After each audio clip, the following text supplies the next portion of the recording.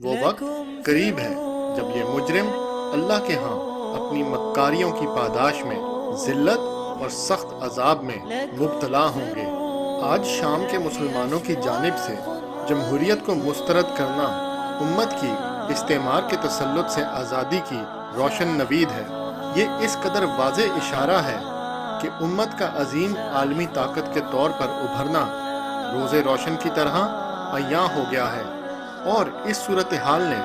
واضح طور پر مغربی دارالحکومتوں کو بے قرار کر دیا ہے۔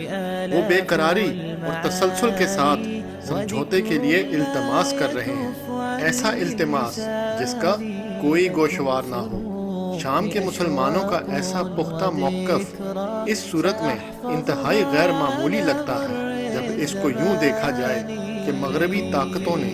کبھی براہ راست جیسے کہ روس اور کبھی پراکسیوں کے ذریعے جیسے کہ امریکہ کی جانب سے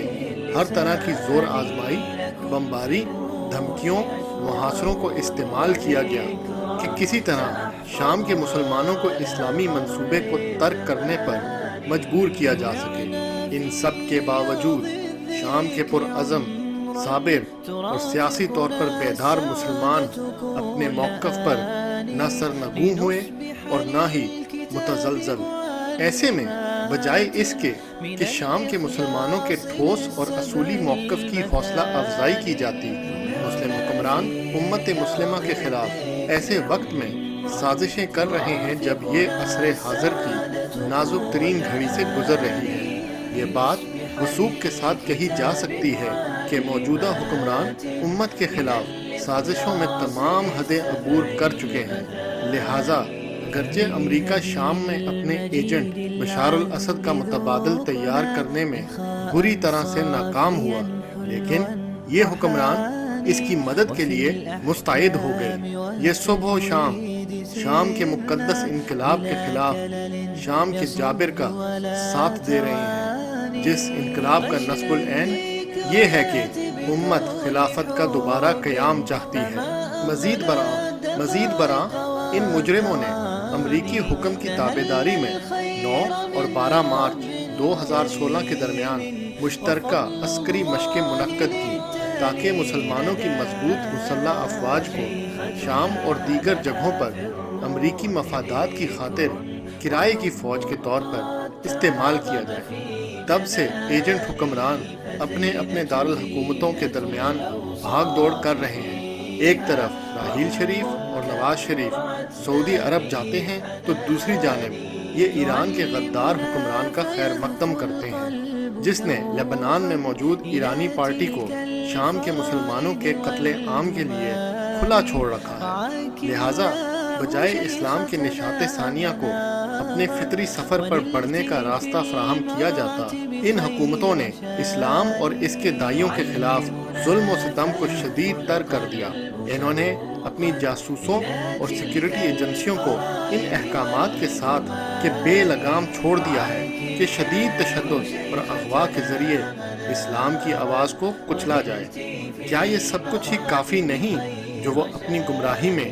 مزید شدید اور مغرور ہو گئے، جو وہ علل اعلان اپنی چاہت یعنی لبرلزم، سیکولرزم، جمہوریت اور تباہ کن مغربی اقتدار اور پیمانوں کا پرچار کر رہے ہیں۔ ایسا خونریز حملہ اور ناامیدی کی صورتحال مسلمانوں کے حوصلے پست کر دیتی اگر اللہ کا یہ وعدہ موجود نہ ہوتا کہ ظالمین کو ان کے جبر کی انتہا پر بھی پکڑ لیا جائے گا۔ یہ وعدہ اسلام کے مخلص داعیوں کے لیے امید اور تحریک کا باعث ہے، اور یہ ظالم کے دل میں خوف بٹھانے کے لیے شدید انتباہ ہے، اور ان کے ساتھیوں اور مددگاروں کے لیے بھی جو ان کے بازو، آنکھ اور کان ہیں۔ یقیناً داعی اللہ کے ان الفاظ کو سن کر مطمئن ہوتا ہے، اور اسی طرح ہر بستی میں ہم نے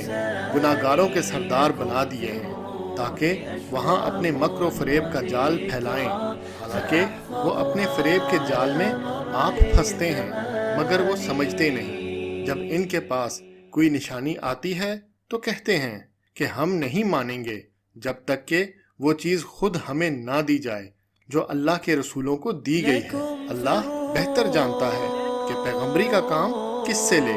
وہ وقت قریب ہے جب یہ مجرم اللہ کے ہاں اپنی مکاریوں کی پاداش میں ذلت اور سخت عذاب میں مبتلا ہوں گے۔ ابن ابی طلحہ نے روایت کیا کہ ابن عباس نے اس آیت گناہگاروں کے سردار بنا دیے ہیں تاکہ وہاں اپنے مکر و فریب کا جال پھیلائیں کی تشریح بیان کرتے ہوئے کہا کہ ہم ان شاطر لوگوں کو قیادت دیتے ہیں اور یہ شر پھیلاتے ہیں۔ جب وہ ایسا کرتے ہیں ہم انہیں اپنے عذاب سے تباہ کر دیتے ہیں۔ مجاہد اور قتادہ کہتے ہیں کہ آیت میں اکابرہ مجریمہا سے مراد قائدین ہیں، جبکہ اسی آیت میں مکر و فریب سے مراد پرکشش تقاریر اور دیگر اعمال ہیں جن کے ذریعے شریر لوگ گمراہی کی طرف بلاتے ہیں، جیسا کہ آج کے حکمران جو اس میں شدید ہیں۔ لہٰذا اللہ نے رسول صلی اللہ علیہ وآلہ وسلم کو قریش کے مجرم قائدین کی بدترین درندگی کے وقت یہ یقین دلایا کہ جس طرح رسول اللہ صلی اللہ علیہ وآلہ وسلم کی زمین پر جابر حکمران اور قائدین کفر کی جانب بلا رہے ہیں، مومنین کو اللہ کے راستے سے روک رہے ہیں اور دین حق کی مخالفت اور اس سے ٹکرا رہے ہیں، اسی طرح کی صورتحال کا سامنا پچھلے انبیاء کو بھی رہا ہے۔ ان کا بھی امتحان لیا گیا، لیکن احسن بدلہ صرف مومنین کے لیے رہا، جیسا کہ یہ رسول اللہ صلی اللہ علیہ وآلہ وسلم کے معاملے میں بھی ثابت ہو گیا۔ جبر کی کئی مثالوں میں سے ایک میں ابو جہل نے قریش کے دیگر لوگوں کو اکسایا کہ جب رسول اللہ صلی اللہ علیہ وآلہ وسلم سجدے میں ہوں تو ان کے کاندھوں کے بیچ اونٹ کی آنتیں رکھ دی جائیں، جس کے نتیجے میں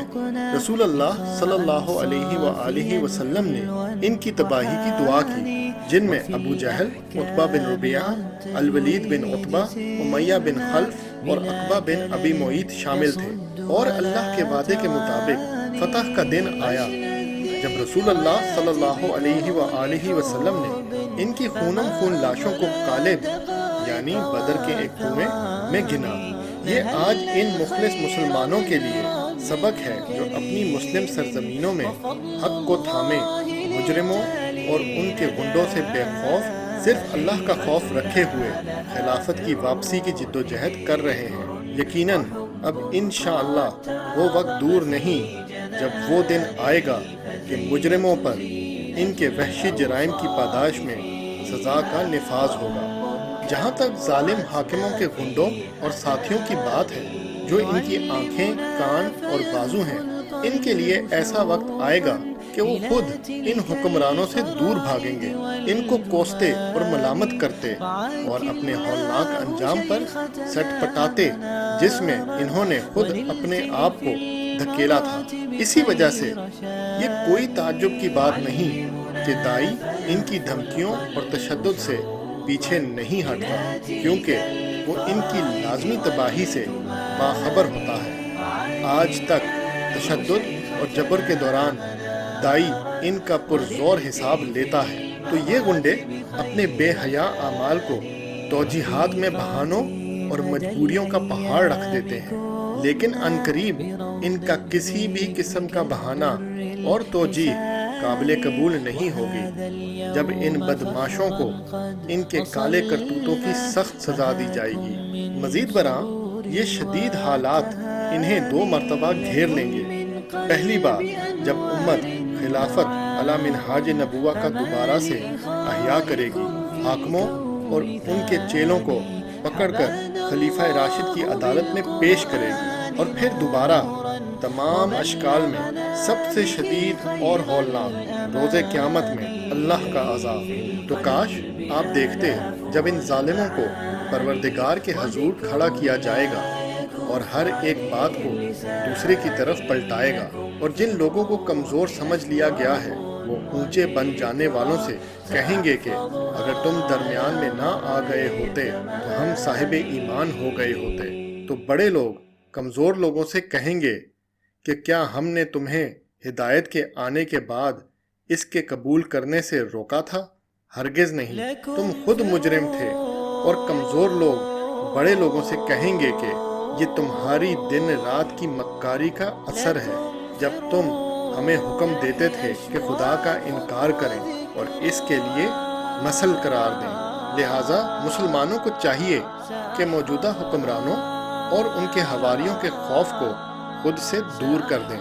انہیں چاہیے کہ اسلام کی ریاست اور طاقت کی واپسی کے لیے بے خوف و خطر آگے بڑھتے رہیں، اس بات پر یقین رکھتے ہوئے کہ ظلم و جبر کے ذریعے جابر اپنی تقدیر کو خود گھونٹ رہے ہیں۔ جہاں تک ان غنڈوں کا تعلق ہے جو امت کے احیاء کے راستے میں حائل ہیں اور جن پر ظالمین انحصار کرتے ہیں، انہیں چاہیے کہ اپنے چنے گئے کیمپ کا سنجیدگی کے ساتھ دوبارہ سے انتخاب کریں۔ ابھی بھی دیر نہیں ہوئی، کیونکہ معاملات آخری نتائج پہ پرکھے جاتے ہیں اور اس پر نہیں کہ اب تک وہ کیا کرتے رہے ہیں۔ انہیں چاہیے کہ دل سے توبہ کریں، امت کے کیمپ میں شامل ہو جائیں اور دائیوں تک ہر ممکن مدد پہنچائیں تاکہ ظالم حکمرانوں کو ترک کر کے انہیں ان کے لازم و ملزوم نتیجے کا سامنا کرنے دیا جائے۔